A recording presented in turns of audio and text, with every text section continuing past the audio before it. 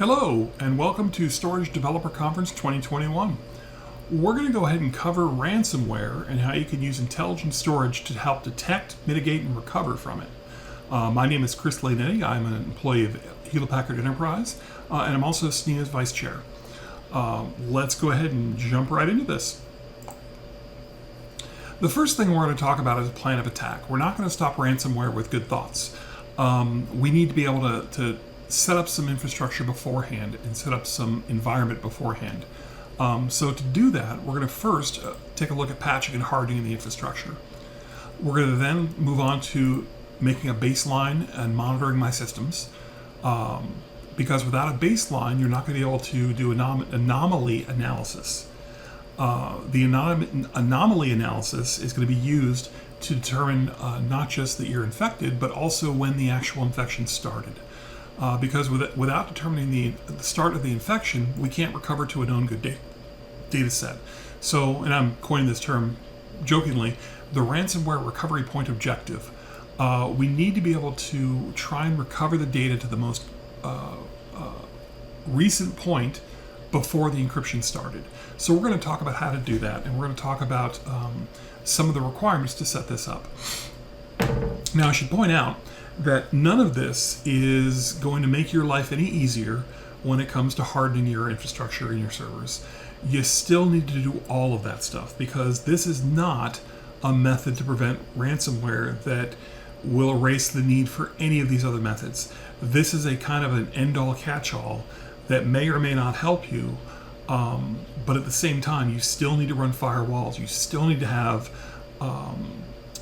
antivirus and malware detection set up and up to date.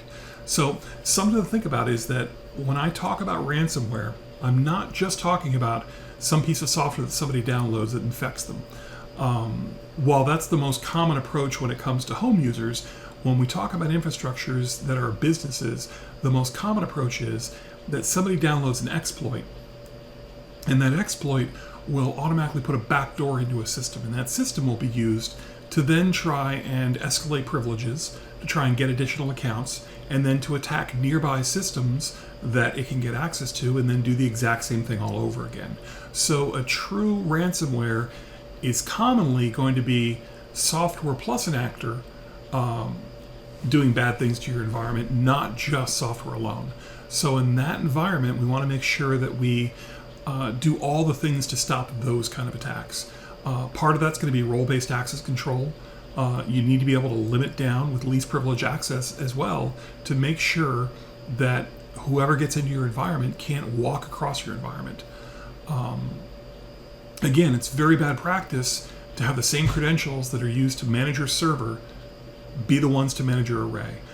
You're going to need to make sure that those arrays are locked down properly to have any of this have any good effect at all. I should also point out that older OSs are much more susceptible to these kind of attacks than newer OSs. And that's not just from the server side, but also the client side. Consider that you have to trust your clients, and older OSs are natively less secure. Please update your OSs. At the same time, make sure that all the clients and the servers are accepting and using all of the security updates and patches that are available as well. A new server without patches is asking for trouble to show up. Now, I also recommend heavily that you follow the NIST recommendations on hardening your infrastructure. There's a lot of really good information there, and this is just an introduction to that you need to do all of these things as well. What I'm going to show you is a way that you can use an intelligent array to help you detect when you've been infected. Now I'm going to show you some examples of things you can do that are not array-based, but that will help you as well. For instance, something you may want to do is set up a file screen. You may have a file share that you want to set up a file screen for, or a file set, and you can do active or passive screening so that if somebody saves a file of a certain extension type or a certain kind of file, you can actively tell the device, don't let them save that file, or more importantly, let them save that file, but then inform the administrator that somebody saved a file of a certain type. This is extremely useful if you have a list, for instance, of extensions that ransomware will put down in your file system that give people instructions on how to pay the ransom. It's common for ransomware to read a file off the disk, write the file back to the disk encrypted, and then put a text file next to it that has instructions of how to decrypt that file, including the Bitcoin location to send payment to obtain the decryption key. So with that said, you can also make it so that when one of these things is detected, that you automatically kick the user who tried to save it. So you can do a lot of automated things here to really harden your environment. But all of this has one fatal flaw, and that flaw is that you have to know what you're looking for. If the ransomware has not been detected out in the real world yet, if, for instance, you don't know what extension they're going to use or don't know the format of the file that's going to be saved, you don't know what to look for. Here's an example of that file screening, where when I look and I see a file called help.decrypt.txt, that was probably ransomware writing that file out. So when I detect that kind of file, I would automatically inform my administrator, hey, you might be infected here, go look at this system. So these can help you to detect ransomware that's been detected. We're going to take a look at what we're going to do to try and detect ransomware that's unknown to the world. So trying to figure out what ransomware is attacking you, not necessarily from looking at past behavior of ransomware, but by looking, or past signatures of ransomware, but more by looking for the common behavior. So the first thing we need to do is we need to set up metrics. So we want to go ahead and monitor the array, and we want to monitor all the volumes that are going to servers. And when we give a volume to a server, we're going to see things like free space, we're going to see compression, dedupe rates, thin provisioning rates, read-write ratio, the performance, the array-based snapshot size. So there's a lot of things we can look at from the array perspective that the server can't block me on. So with that said, when I set up these metrics, I want to get all of that information. More importantly, I want to be able to get that information on an hourly basis. And also, I don't want to store that information on the array itself. I want that to forward out to some external system so that I can have a portal and look into my data set and actually monitor this kind of thing. You're going to find that when you store this kind of data, you can look back and see a heartbeat for your volumes. You're going to see that certain volumes have a certain history, a certain cadence, as it were. For instance, one volume may be 70% read, 30% write, but it may have a certain busy pattern that you could recognize week after week after week, or day after day after day, or month after month, and you'll start to recognize that there's certain patterns that you can expect from certain file sets or certain data sets. Again, you wouldn't know this unless you actually have the historical data to look at and have the ability to bring up a dashboard to show you this kind of information. So you're going to want to store this granular data hourly for years, well, up to a year at least. Part of that is also because once you have a good baseline, then you're going to go ahead and use that to try and figure out the next step. And the next step is to figure out if you have an anomaly. So one of the things that ransomware does is it will start reading files off the disk and start writing them back and put a filter driver in, and it will start encrypting those files. But of course, when it starts to read and write those files, it's going to start to approach a 50-50% read-write ratio. So your data set, whatever it used to be, is going to start to appear to be doing read-write ratios that are closer to 50%. So you'll see that as a slight change. You'll also see that the file space on the volume may not change from the server perspective, but you're going to see a large amount of increased write traffic, which doesn't relate to a difference in free space. This is indicating to me that you're probably doing a massive number of overwrites of files. Now, that's what ransomware does. Ransomware overwrites files with their encrypted versions to try and make sure that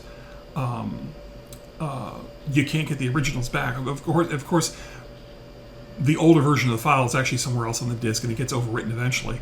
But the key is that when the file system reads a file in, writes a file out, leaves instructions, and if it has a filter driver, when you go to read that file, it'll go through the filter driver and decrypt for you automatically, so you won't know it's encrypted until the trigger date. When the trigger date hits, the filter driver will stop functioning. And all of a sudden, your entire file system, all your files will be encrypted all at once, and you'll have no way out of it. So the key is we want to be able to watch for these things. You're going to see the performance of that file system go up as well. And you're going to see that the quiet times, the times when you could predict that you're going to use a lower amount of I/O, like for instance on weekends or nights when the system isn't doing as much, you're going to find those quiet times no longer conform to the patterns they used to. So we're going to see a lot of things that are going to change, and I'm going to show you what those look like in a second here. There's other common actions that ransomware will commonly take.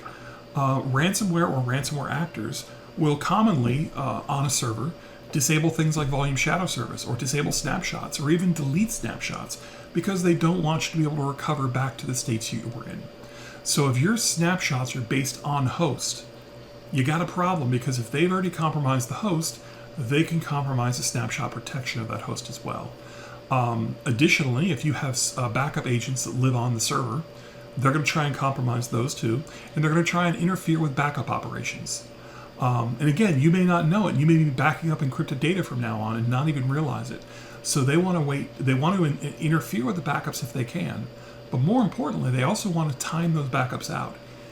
If they know, for instance, that most backups are expired after 3 months, or that most customers don't keep backups after a certain amount of time, all they have to do is wait for the trigger point of the backup until all of your tapes are encrypted too, at which point your trigger happens, you go to an older backup and it doesn't work because it's inside the window of when the encryption started. They're also going to commonly disable local auditing and performance metrics.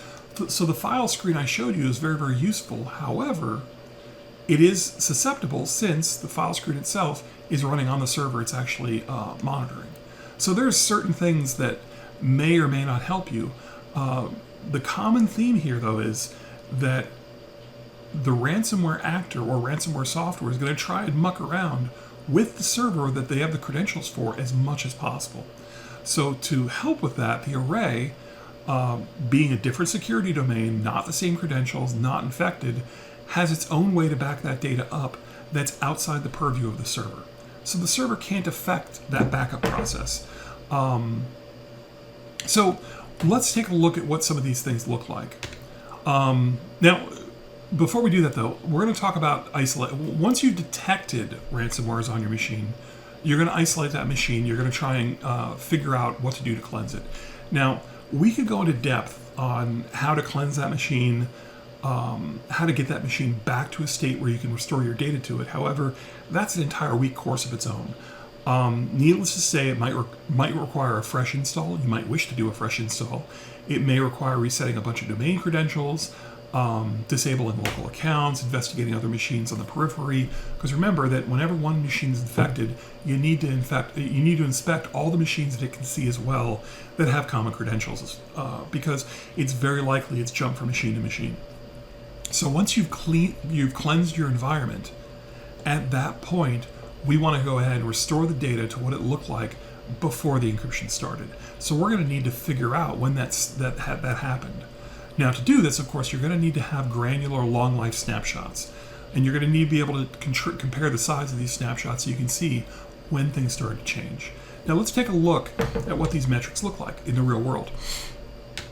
So here's an example of a data set that is about 80% read, 20% write, or maybe it's even 70-30. And I've got a data set that's running along great, and you can see that it's got it's got a heartbeat selection going on. So it's busy at certain times, it's not busy at other times. And then all of a sudden, around the week of October 21st or so, the pattern starts to change. In fact, the write operations start to increase.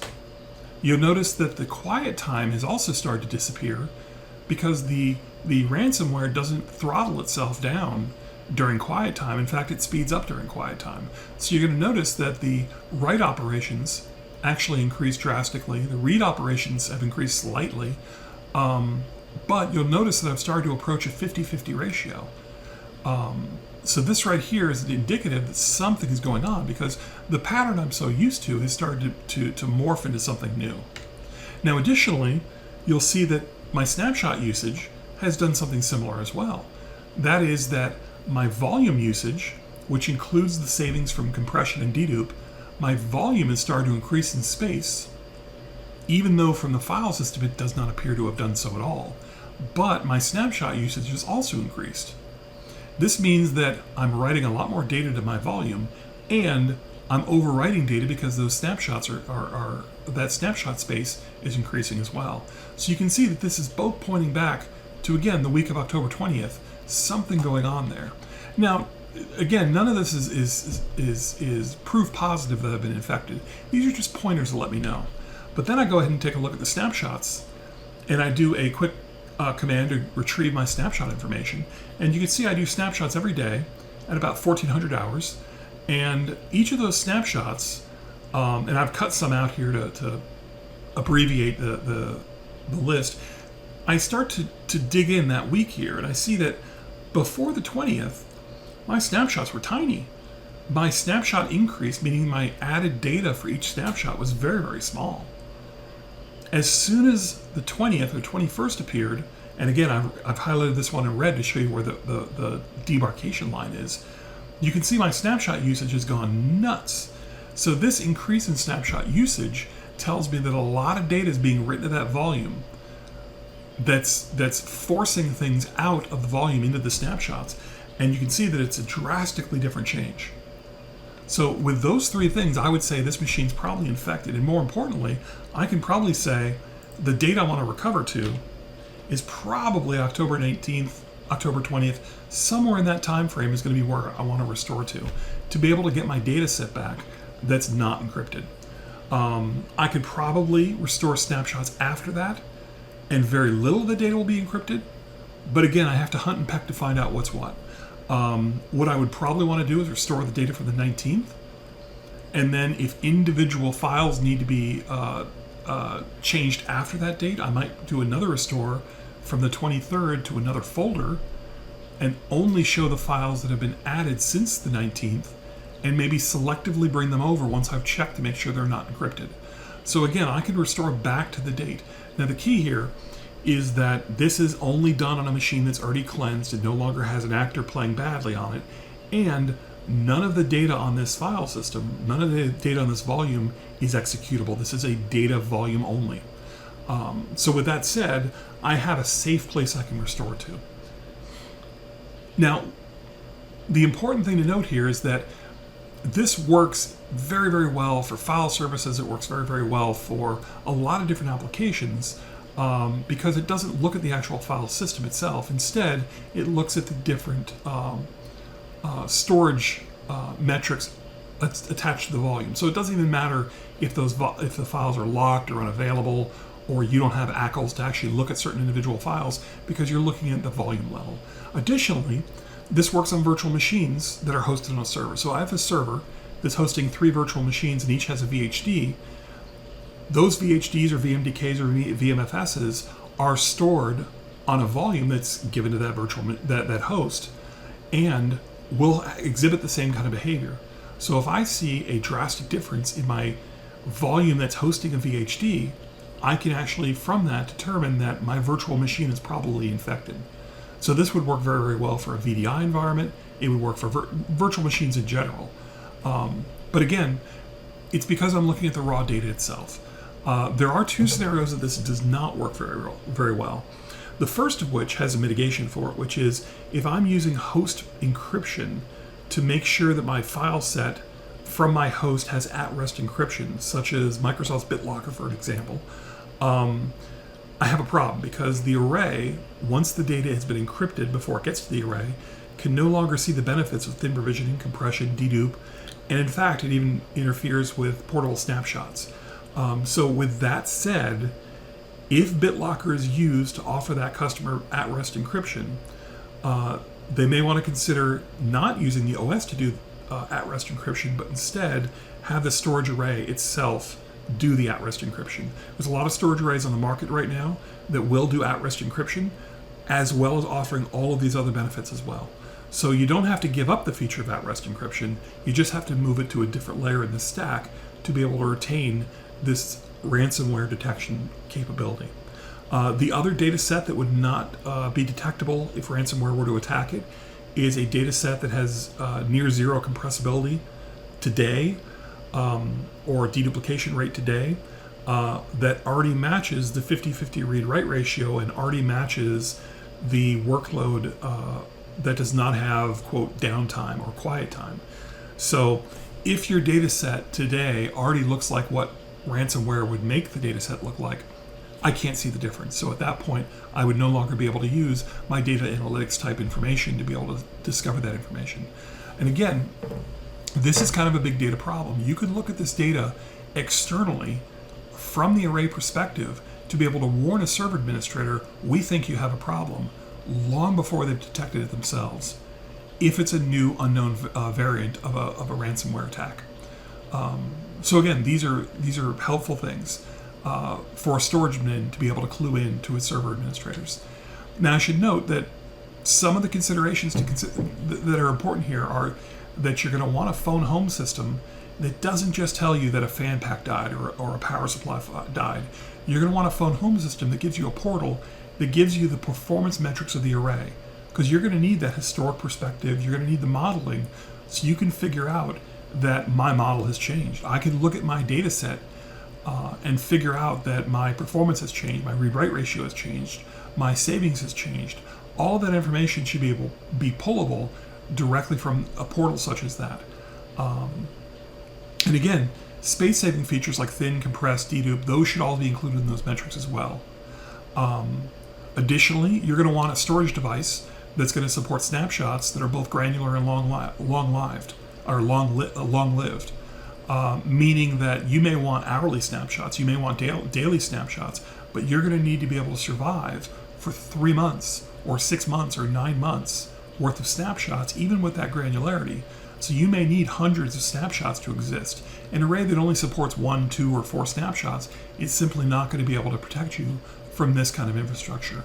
Now, I should note that array-based snapshots are not necessarily backups. Because if something were to happen to the array, it's not off array. You'd still use some external backup agent to be able to spin these snapshots off to tape or some other method. But these long-lived granular snapshots give you the ability to recover in place, but more importantly, they also give you the ability to gather the data of when the actual infection happened. And again, another feature you want your end device to support is at-rest encryption.